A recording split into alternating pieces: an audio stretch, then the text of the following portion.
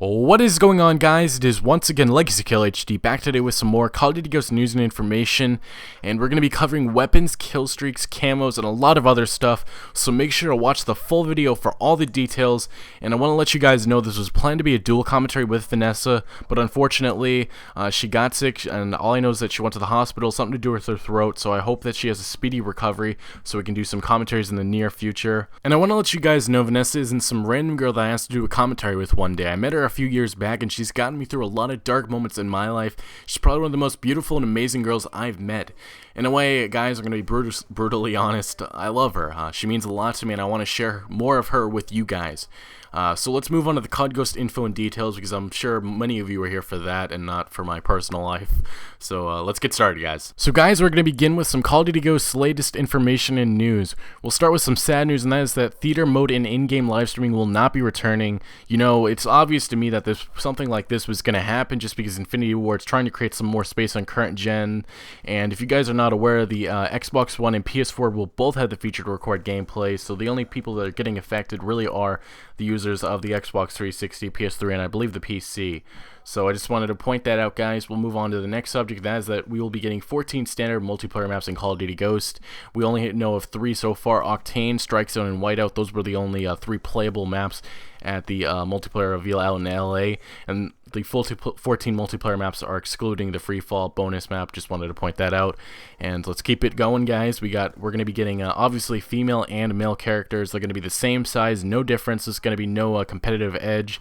So if you're going to be using a female or a male, you're going to have neither an advantage or disadvantage. So I wanted to point that out. That's one thing Infinity Ward really strongly wanted to point out, because they didn't want users to believe that, hey, if I use a female character, I'm going to be smaller and I'll be able to run faster or whatnot. And let's move on to some screenshots. And we got our first look at the in-game lobby and loading screen, and obviously I'm going to throw up 2 screenshots, and that is what it looks like. Really nothing really exactly different. You know, we got the standard voting, we got the brags, we got, you know, create class, whatnot. So just wanted to show that to you guys so you get an idea what the lobby screens and loading screens will look like. So a lot of people have been asking Infinity Ward, are we going to be getting dedicated servers? And Infinity Ward has actually released a statement saying that they're neither confirming or denying that we're going to be getting dedicated servers. So either it's going to be a surprise or a letdown. Some of you guys may be asking, why don't they bring dedicated servers?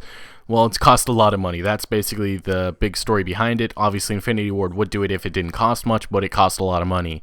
And that's the main reason, because obviously Activision and Infinity Ward, they want to make money. They don't want to lose money.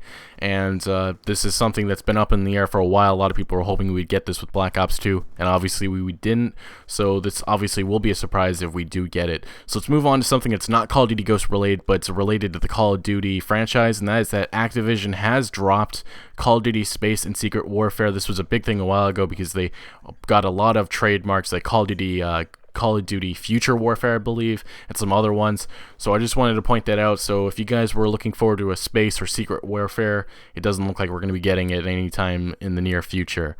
So guys, let's move on to the big topics, and that is camos, weapons, and kill streaks. We're going to start with camos. So guys, we're going to throw up a screenshot of all the camos, all the standard camos that will be coming out in Call of Duty Ghost. And if you guys are not aware of the HS, I believe it stands for headshot, so I just wanted to point that out just in case somebody comments saying, what is HS? It's headshots, I believe.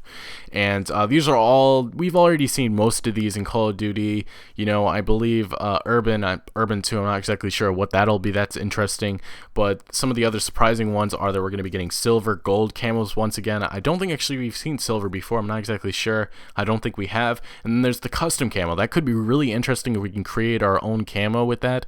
I'm not exactly sure how that's going to work out, but that does sound really awesome. And maybe we get some type of secret camo once again, like diamond camo in Black Ops 2. That could be once again another really awesome thing that we see in Call of Duty.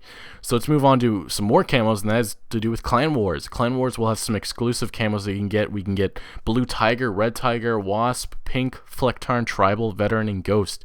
So obviously they really are trying to get people in Clan War. I believe there's some other stuff that you can get, excluding camos, maybe even some perks and some other stuff, I believe. But it definitely is interesting that they're hyping up Call of Duty Elite once again, because Call of Duty Elite wasn't really that big with Black Ops 2. So I just wanted to point that out. Let's get to weapons. I already discussed a lot of weapons in my last video, but I have a more, I guess you could say, more precise weapons list this time. A lot more weapons that you guys probably were talking to yourself or thinking to yourself, wait, why is that gun there? Well, I have a more complete list this time. So let's get down to the assault rifles. I'm just going to be saying the names. I don't want to give my thoughts on them because we really haven't seen a lot of gameplay of these weapons. So we'll start with the assault rifles. We have the SA-805. We have the Honey Badger, the Remington R5, or the R5 RGP. I believe that's what's going to be known in Call of Duty Ghost. We have the FAD, MSBS, ARX 160, the SC 2010, and the AK-12. Now to the submachine guns. We have the CBJ-MS, the MTAR-X, which actually the MTAR-X looks like one of the best submachine guns so far. Just wanted to say that. We have the Vepr. Vepr actually is an assault rifle in real life, so it's interesting that they're classifying it as a submachine gun. I'm not sure if that was a mistake or something, but it is classified as a submachine gun for now. We have the Bizon, Vector, CQB, and the K7. Now to handguns, we have the 44 Magnum, the P226, the M9A1, the MP44. 443 Gratch, sorry, bombed that name. And for launchers, we have the MK32, the Panzerfaust, and the Kastet. For shotguns, we only know two of right now. That's the MTS-255 or 255 and the MOAB. And for light machine guns, originally I didn't know any of them, but the M27IAR is going to be a light machine gun. The chainsaw, I wish the chainsaw was an actual chainsaw. Kind of reminds me of Gears of War for a second. The LSET, obviously LSET in Black Ops 2, and the Mali. I'm not sure if I'm bombing those names, guys. I apologize. I pointed that in the last video. I'm not too great with names.